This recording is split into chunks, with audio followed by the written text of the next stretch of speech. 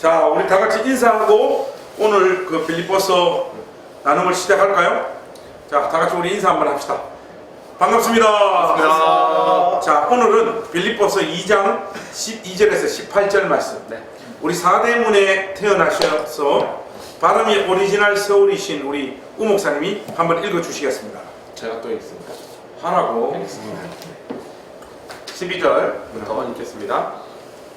그러므로 나의 사랑하는 자들아, 너희가 나 있을 때뿐 아니라 더욱 지금 나 없을 때에도 항상 복종하여 두렵고 떨림으로 너희 구원을 이루라.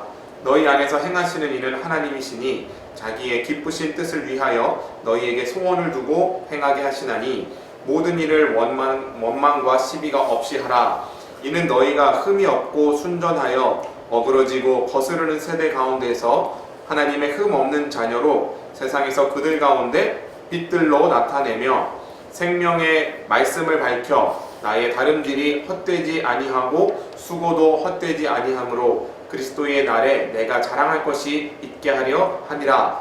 만일 너희 믿음의 재물과 섬김 위에 내가 나를 전제로 드릴지라도 나는 기뻐하고 너희 무리와 함께 기뻐하리니 이와 같이 너희도 기뻐하고 나와 함께 기뻐하라. 아멘. 네. 자, 좋습니다. 어제는 우리가 그리스도의 낮아지심, 네. 케노시스, 그죠? 그리스도의 자기 비하에 대한 어떤 본문을 좀 우리가 정리를 했고요.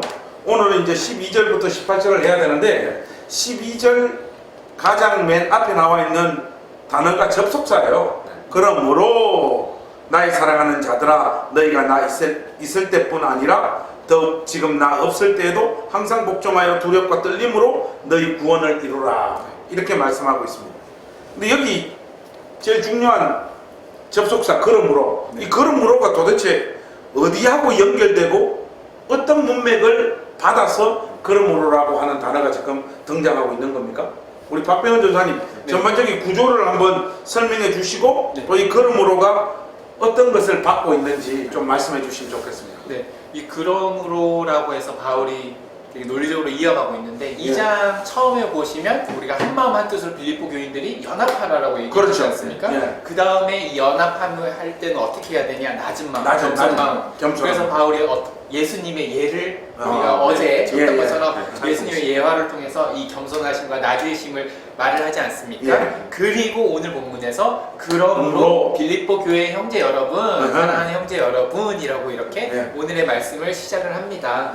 그래서 여러분들이 하나 되는 마음, 그거의 키포인트인 겸손하고 낮아진 그런 마음을 가지고 여러분들이 12절 마지막에 보면 너희의 여러분들의 구원을 꼭 이루었으면 좋겠습니다. 이렇게 얘기를 하고 있어요. 그래서 여러분들 구원 이루는데 되게 힘든 거 저도 압니다. 근데 걱정하지 마십시오. 왜냐하면 13절에 그 안에서 하나님께서 일하시기 때문입니다 라고 12절 13절에 얘기를 하고요. 그리고 그렇게 우리들이 구원을 이루는 구체적인 그럼 어떻게 구원을 이룰까 다양한 부분이 있는데 바울은 여기에서 한 3가지 정도를 이렇게 얘기를 하는데요. 첫 번째로 우리가 보시면 14절에 보시면 모든 일에 원망과 시비가 일어나지 않게 해주십시오 라고 13절, 14절, 15절에 말하고 두 번째로는 16절에 여러분들 생명의 말씀을 밝혀서 여러분들 우리 성경 하나님께서 주신 이 말씀을 꼭 붙잡으시기 바랍니다 라고 해서 16절에 말씀을 하고 있고요. 17절, 18절에 그리고 만약에 내가 이렇게 하나님 복음을 전할 때 혹시나도 죽을지도 모르겠습니다. 제단 위에 부어져서 순교할지도 모르겠지만 그래도 저는 기뻐하듯이 여러분들도 이렇게 구원을 이루다 어떠한 삶이 올지라도 여러분들이 기뻐했으면 좋겠습니다 라고 오늘의 말씀을 끝을 내고 있습니다. 좋습니다. 이런 정도면 본문의 어떤 전체적인 구조는 좀 이렇게 덜 잡은 것 같고요. 이제 한 절 한 절 좀 살펴보겠습니다. 그러므로 나의 사랑하는 자들아, 너희가 나 있을 때뿐 아니라 더욱 지금 나 없을 때에도 항상 복종하여. 복종하려면 대상이 있어야 되잖아요. 그렇다면 여기서 말하는 복종해야 될 대상이 누굽니까? 궁극적으로는 하나님과 하나님의 말씀. 어쨌든 하나님께 복종하라는 거네. 사도 바울이 그들 가운데 목회자로 같이 목양하면서 말씀을 가르치면서 함께 할 때도 복종하고 지금 감옥에 가 있는 자기가 부재된 네. 상황에서도 항상 하나님 앞에 복종하라. 지금 이 말씀을 하고 있는 거죠. 네. 근데 그 복종을 어떻게 하라? 두렵고 떨림으로. 두렵고 떨림으로 복종하여 두렵고 떨림으로 너희 구원을 이루라고 했어. 아니 구원이 뭐 아직 안 이루어졌습니까? 왜? 마치 너희 구원이 아직 이루어지지 않았기 때문에, 결정되지 않았기 때문에 너희들은 두렵과 떨림으로 제대로 똑바로 살아라. 너희들 사는 거 보고 너희들의 구원이 이루어질 거야 하는 그런 뉘앙스가 담겨 있는 것 같아요. 이런 두려움에 대한, 이런 두려움에서 나오는 이런 질문에 대한 어떤 속 시원한 답변을 좀 해주시면 좋겠습니다. 이게 그런 뜻입니까? 이게 뭐 구원이 우리가 좁은 차원으로 보자면 칭의가 일어날 때 하나님으로부터 우리가 구원을 받지 않습니까? 구원을 받았지. 이미 받았지. 단번에. 예. 일회적으로 일어나는 사건이죠. Once for all. 예. 근데 또 예. 구원이라는 측면을 볼 때 좀 더 포괄적이고 총체적으로 보면 이미와 아직 사이에서 우리가 완성해 가야 될 부분도 있지 않습니까? 그러면 sanctification, 성화를 말하는 거예요. 그렇죠. 이제 성화의 문맥인데 음. 사실 이 부분은 개인의 성화라기보다는 지금 너희 구원, 여러분의 구원 이렇게 하는 표현을 보니까 빌립보 교인들에게 전체적으로 권면하는 내용이에요. 그러니까 하나님 앞에서 구원을 이루어가는 내용 안에는 너희들이 교회를 통해서 성화가 돼야 되는데, 즉 성화라는 게 교회의 공동체를 통해서만 가능한데, 그러기 위해서 너희가 앞에서 보여줬던 예수님의 모습처럼, 그리고 내가 미리 권면했던 것처럼 서로 낮아지고 서로를 낮게 여기고 겸손한 마음으로써 복종해라 서로. 서로 복종. 그걸 통해서 구원이 이루어진다. 이제 이런 의미로서 좀 공동체적인 성화 이런 문맥으로 지금 이런 문맥. 그러니까 여기서 말하는 너희 구원을 이루라라고 하는 것은 이거는 칭의를 의미하는 것은 좀 아닌 것 같아요. 그거보다는 좀 더 큰 개념, 총체적이라고 말할 수도 있고, 좀 압축적으로 딱 이야기를 하자면 이거는 성화의 차원에서의 어떤 구원. 그래서 보통 보면 구원이 무엇이냐 이야기했을 때 보통 칭의, 성화, 영화 이렇게 보통 우리가 이야기하잖아요.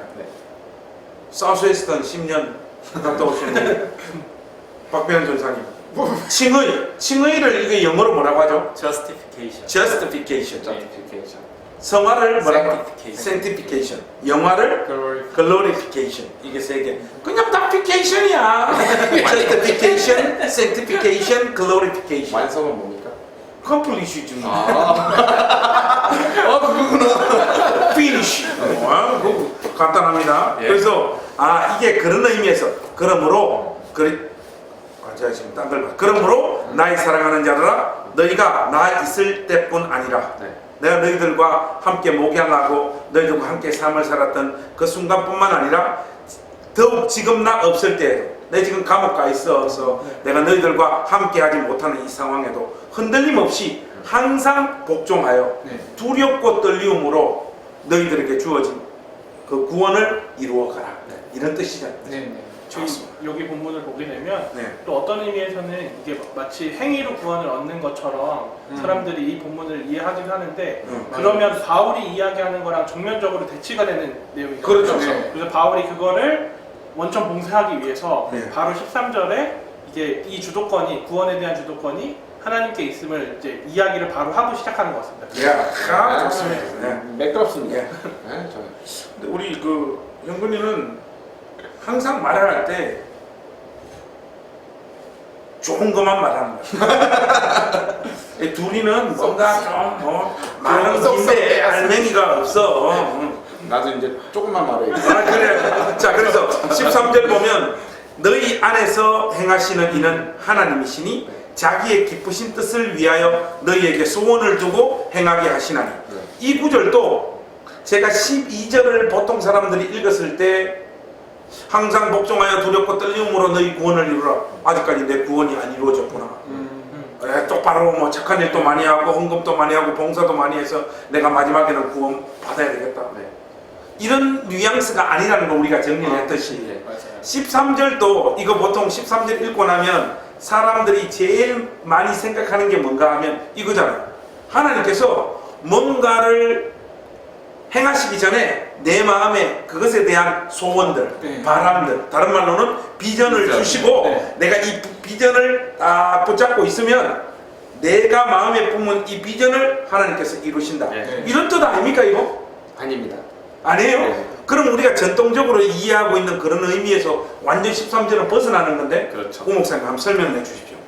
이렇게 저한테 시키시니까 제가 말을 많이 할 수밖에 없는데 간단하게 하라고. 예, 소원을 두고 행하게 이렇게 하니까 소원을 두면 네. 하나님이 그것을 행하게 하신다, 뭐 이루어내신다, 뭐 이런 뜻으로 맞아요. 생각을 하잖아요. 근데 이게 오역입니다.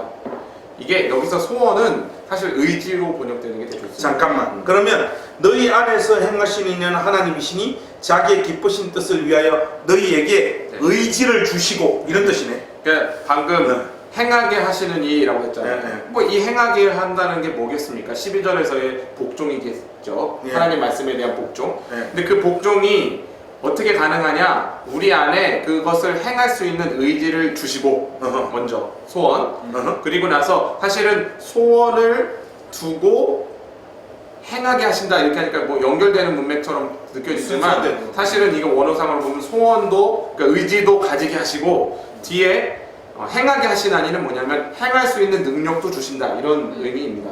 그러니까 두 개가 나란히예요. 의지도 갖게 하시고 행할 수 있는 능력도 주신다 이런 의미로서 지금 사용하고 있기 때문에 우리 안에서 하나님의 말씀을 순종할 수 있는 근거는 하나님께서 우리에게 주시는 의지와 하나님께서 그것을 행할 수 있게 하시는 능력을 주셨기 때문에 가능하고 즉 그것을 통해서 우리의 구원이 이루어질 수 있다 이런 내용으로 좀 보시면 되겠습니다. 박표현 전사님 맞습니까? 지금 우 목사님 설명한 게? 네, 저 맞는 것 같고요. 네. 조금 저도 이제 뭐 다 조금 네. 네, 보태자고 보태자면? 하면 이제 아까 의지라고 했는데 저는 이제 그런 것도 있는 것 같아요. 소망이나 어떤 희망이 있는 것 같고요. 하나님께서 다 우리한테 주신다라고 생각이 들어요. 우리 교회 생활하다 보면 내까지 이렇게 뭘 하겠나 해서 이렇게 좀 가만히 있으시는 분들 많은데 네. 그리고 혹시 우리 마음 가운데 나 이런 마음들이 하나님께서 정말 주시는 어떤 의지 안에 이런 일들을 하면 정말 교회에서 공동체적으로 도움이 좋겠다. 되겠다. 네, 도움이 되겠다. 이런 게 있으면 우리가 때로는 가만 묵살하는 게 아니라 교회에 정말 우리가 이런 일들 같이 하자고 협력을 구하고 또 이렇게 나가는 또 행동력, 의지 이런 것도 하나님이 주신다고 하시지 않았습니까? 그래서 그런 마음이 있으면 또 이렇게 하는 게 좋지 않나. 좋습니다. 네. 아주 좋습니다.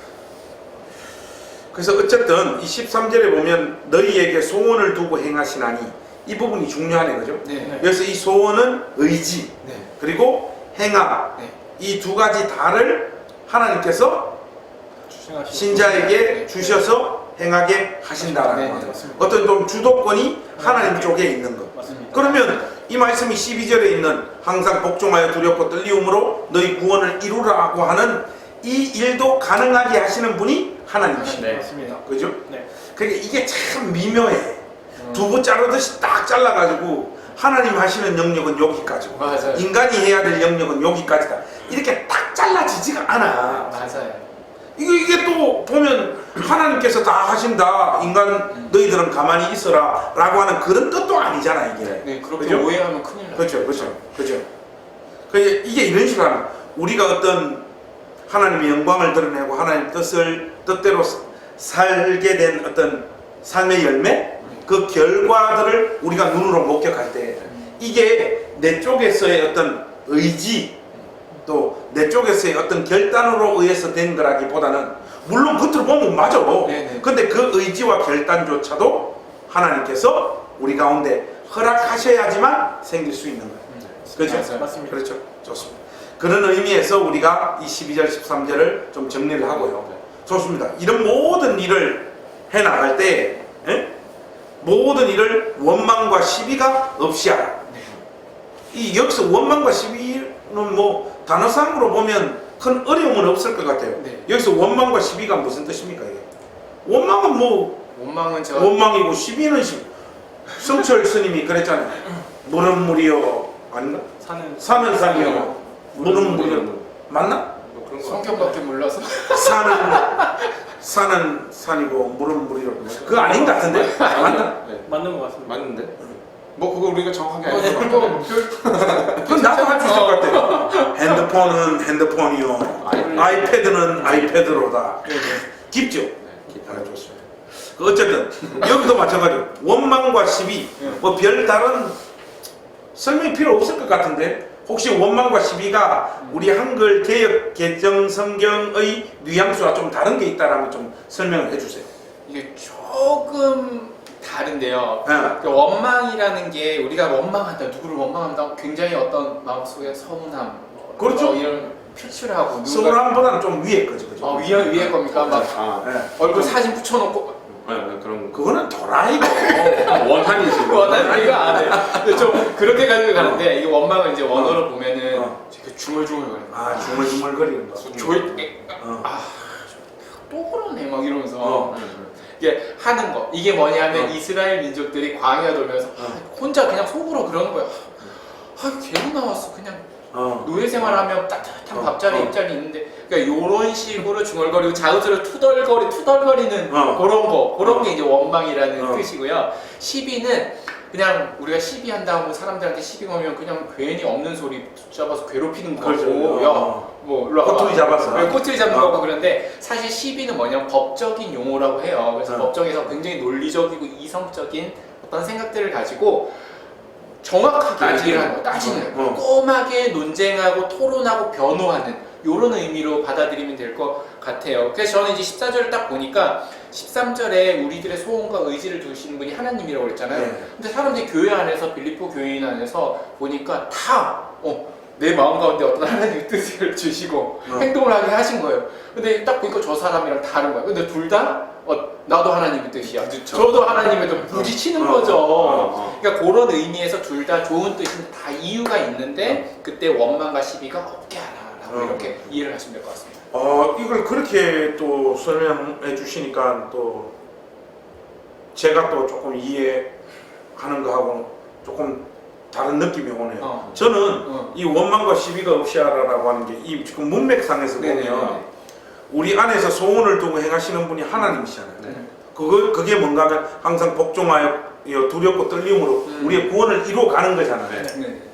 근데 우리가 주님을 따라가고 이 구원을 이루는 것이 쉽지가 않잖아요.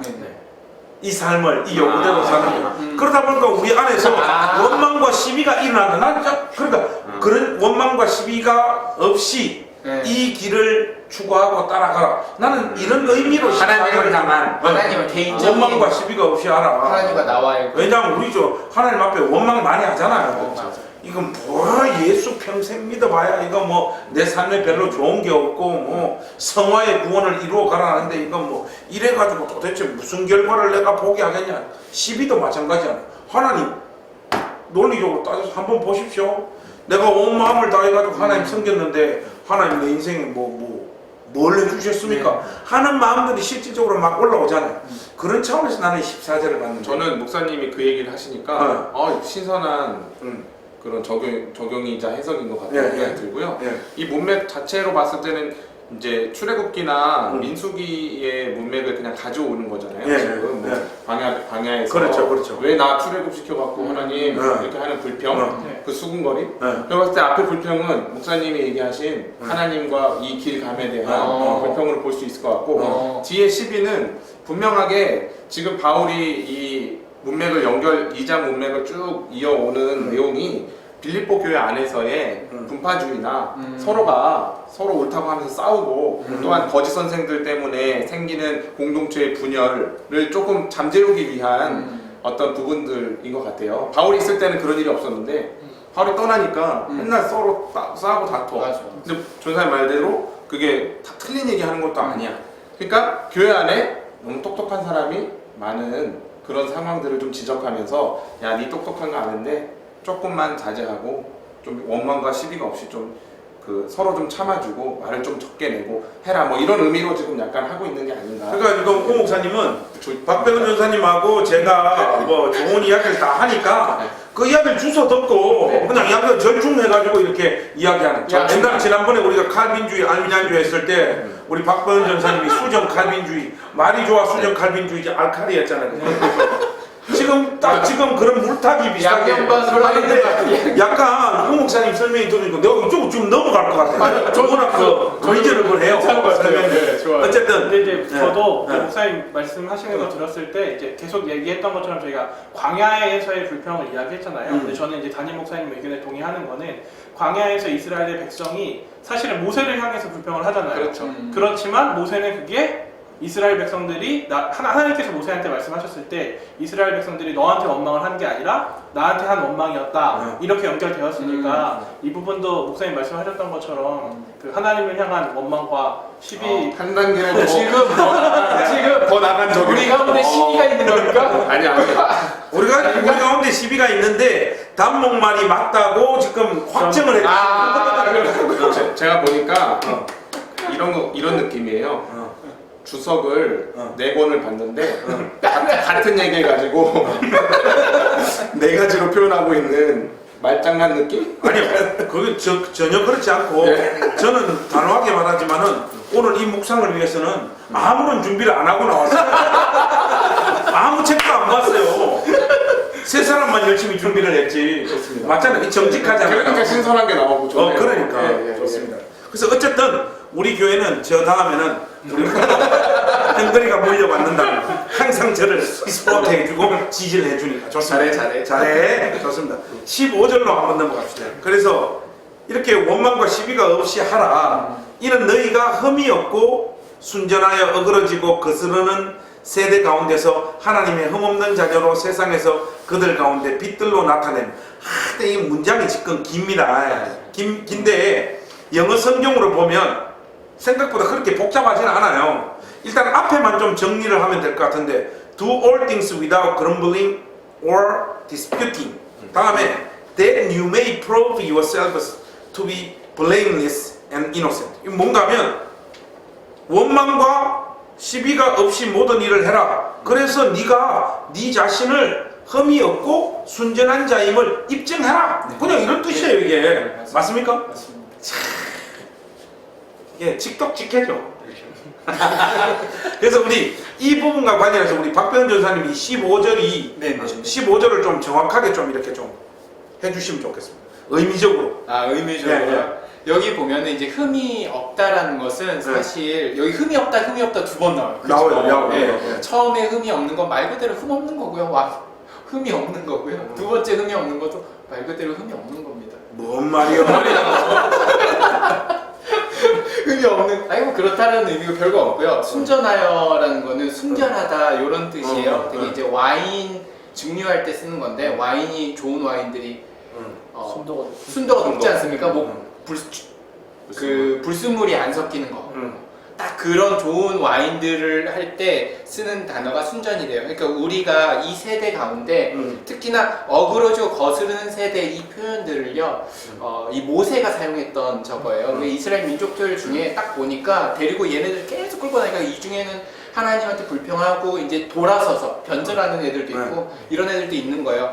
그러니까 이 말을 그대로 끌고 와서 바울이 뭐라고 하냐면 너희들 빌립보 교인들 지금 빌립보 도시가 어떤 도시냐 정말 여러 가지 문화, 사고 방식, 돈, 뭐 신분제도 가치관이 섞여 있는 이러한 세대 가운데 여러분들이 정말 흠이 없고 순전하게 하나님 말씀을 붙잡고 살아가야 됩니다. 그래서 이렇게 자기만의 세상에서 우리들이 하나님 가운데서 빛들로 빛이 나게 이 교회가 빌립보 교회가 빛이 나게 해야 됩니다. 이것이 우리들이 교회 공동체 안에서 구원을 이루는 삶입니다. 이렇게 그러니까 이런 삶이 가능하기 위해서는 아까 위에서 말했던 원망과 맞습니다. 시비가 없는 없어야 삶을 돼요. 모든 일에서 원망과 시비가 없는 삶을 살아야 되는 거죠. 그렇습니다. 어그러지고 거스르는 세대 가운데 흠이 없는 하나님 백성으로 맞습니다. 드러나라. 그런 삶을 추구하라 이 말이죠. 그리고 또 16절 말씀에 보면 또 하나의 어떤 명령법 생명의 말씀을 밝혀라. 그렇게 생명의 말씀 밝혀라. 여기서 뭐 밝혀라는 거는 shine을 말하는 거예요? 여기서 밝혀는 드러내라는 뜻이에요? 아니 뭐, 그런 게 아니고 그러면 원문으로 보면 뭐 꽉 붙잡다, 뭐 이렇게 무언가를 이렇게 탁 이렇게 부여잡다 그런 거 맞습니까? 영어 성경으로도 그래. Hold firmly to the word of life. 생명의 말씀을 꽉 꽉 잡아라 잡아. 이런 뜻이네. 예, 예. 자, 그 조금 뉘앙스가 다릅니다. 생명의 말씀을 밝혀다 원문에는 또 영어 성경에는 생명의 말씀을 꽉 잡아서 자 이어가 나의 다름질이 헛되지 아니하고 수고도 헛되지 아니하므로 그리스도의 날에 내가 자랑할 것이 있게 하려 함이라. 한마디로 위에서 지금 쭉 요구했던 이 삶을 사는 것을 생명의 말씀으로 꽉 붙잡는 걸로 네. 이야기를 하고 있는 것 같아요. 그렇게 생명의 말씀을 붙잡아서 자기가 너희들하고 같이 있을 때 목양하는 것, 그리고 또 떠나 있으면서도 너희들 향하여 권면하고 했던 이 모든 사역들이 그리스도 예수의 날에 헛됨으로 나타나지 않고 오히려 그 마지막 날에 너희들을 내 복음 사역의 열매로 하나님 앞에 자랑할 수 있는 그런 삶을 살아줬으면 좋겠다. 그렇게 지금 이야기하고 있는 것 같아요. 그렇죠? 이게 보면 사실 목회를 하다 보면 아무런 열매가 없는 이런 현실 가운데 사역자가 놓이게 되면 굉장히 실망스럽죠. 그렇지 않습니까? 그런 사람들이 뭐 하고 있나 싶습니다. 그렇죠. 내가 지금 뭐 하고 있나. 지금 그래요? 아니, 요즘에 아무도 안 계셔서 안 오셔서 뭐 하고 있나 그렇습니다. 그렇게 그거 굉장히 요즘에- 맞아요. 요즘 네. 그 빈 카메라 앞에서 그치. 이 말씀을 전하는 게 뭔지 사나. 마음이 답. 아니 설교는 내가 하는데 왜 너희들이 답다고? 아니 그 지금 하지 아, 않았어. 지금 사람들을 못 보니까 그렇죠, 그렇죠. 그래서 사도 바울이 하나님 앞에서의 그 수고가 헛되지 않도록 그 마지막 날에 너희들이 나의 열매가 되어 달라고 하는 그런 요청을 하고 있는 것 같아요. 자, 이런 정도면 15절, 16절이 뭐 우리가 이해하는데 큰 어려움은 없을 것 같습니다. 그죠? 근데 이제 17절에 보면 만일 너희 믿음의 재물과 섬김 위에 내가 전제로 드릴지라도 왜 너희 믿음의 재물과 섬김 위에 내가 나를 전제로 드린다라고 하는 이 표현을 하고 있는 거예요. 사실 전제라고 하는 것은 구약 성경에 등장하는 모든 제사 위에 맨 마지막에 하는 게 뭔가 하면 포도주를 붓는 거예요. 그게 전제거든. 네. 근데 이 모든 믿음의 재물과 섬김 위에 사도가 왜 자기 자신을 전제로 드린다라고 하는 이 표현을 할까요? 이게 구약적인 어떤 문맥을 가져오면 이게 최종적으로 하나님 앞에 드려지는 제사의 완성으로서 원래 전제가 이루어지거든요. 네. 그럼 아니 그런 뜻인 것 같아요. 너희 믿음의 재물과 섬김 위에 자기 삶을 하나님 앞에 드리기 위한 최종적인 제사의 완성으로서 자기 삶을 하나님 앞에 드릴지라도 이거는 뭐 말 그대로 자기의 모든 삶과 인생을 너희들을 위하여 쏟아붓는다고 할지라도 나는 기뻐하고 너희 무리와 함께 기뻐하리니 이 지금 설명이 맞는 겁니까? 논리적으로? 약간 바울은 예. 그 감옥에 있잖아요. 그렇죠. 그 뭐 사실 풀려날 수도 있지만 그렇죠. 거기서 뭐 계속 재판 받다가 죽을 수도 있고 순교할 수 있는 여지가 충분히 있는 것 같아요. 그래서 그거를 염두에 두고 만일이라고 하잖아요. 17절에. 네. 그러니까 자기가 죽는 순교의 피를 흘리는 것을 전제로 그 포도주가 그 재물 위에 부어지는 것으로 은유하면서 만약 그런 일이 생길지라도 나는 충분히 기뻐한다. 너 만약에 그러한 너희 무리 안에서 그러한 열매 내가 자랑할 그리스도 앞에서 너희들의 그런 그 어떤 순종과 복종이 이렇게 드러나서 그것이 자랑할 것이 있게 된다면 내가 순교해서 죽더라도 나는 기쁠 수 있다. 이런 의도로 지금 쓰고 있는 거 아닌가? 비유적인 표현으로 그런 것 같습니다. 박구현 전사님 말씀이? 네, 저도 그거 네. 보고 좀 공부하면서 좀 가슴이 먹먹하더라고요. 아, 예. 바울이 자기가 죽을지도 모른다는 어떤 암시, 그래도 내가 되게 기뻐할 수 있다라고 표현한 이 고백이, 그리고 또 빌립보 교회의 성도들 보고 이제 여러분들도 아마 이렇게 구원을 이루게 열심히 원망과 시비하고 말씀 붙잡고 이 세대에 살다 보면 분명히 가슴 아프고 억울하고 모욕받고 있는 일이 있겠지만 내가 그랬듯이 여러분들도 기뻐했으면 좋겠습니다. 그게 하나님께서 우리들 교회를 세우시고 이런 어떤 마지막 당부와 같은 유언 같은 거예요. 저는 그래서 되게 어제도 제가 그런 말씀을 좀 드렸지만 우리 믿음의 보상이 뭐냐는 거예요. 우리 믿음의 보상. 주님을 위하여 수고하고 애쓴 우리의 믿음의 보상.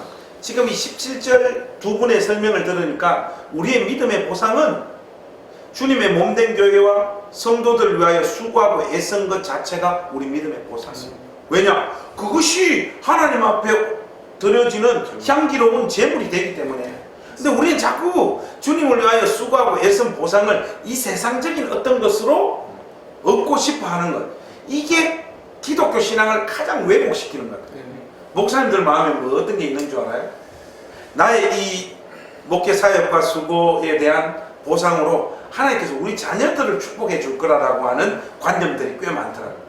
나는 비록 이렇게 수고하고 이렇게 별로 제물로 세상이 알아주지 않는 사역자로 온갖 고생과 어려움을 겪으면서 이 목회 여정을 통과하지만 하나님께서 우리 자녀들을 복 주실 것이다.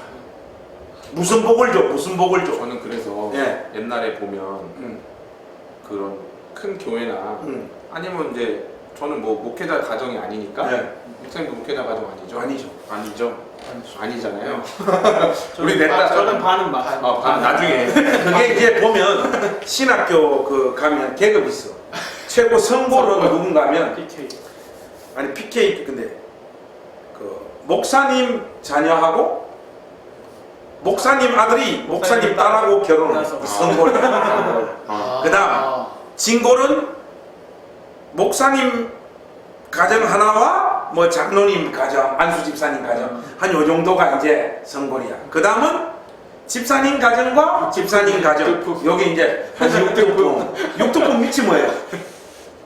서민 서민. 백성 그냥 뭐야? 평민 평민이 뭔가 하면 집사님 한 가정과 안 믿는 집안. 이제 그 밑이 뭐냐? 양쪽 다 안 믿는 집안 집에. 요거는 뭐 100점이지 일종의 100점.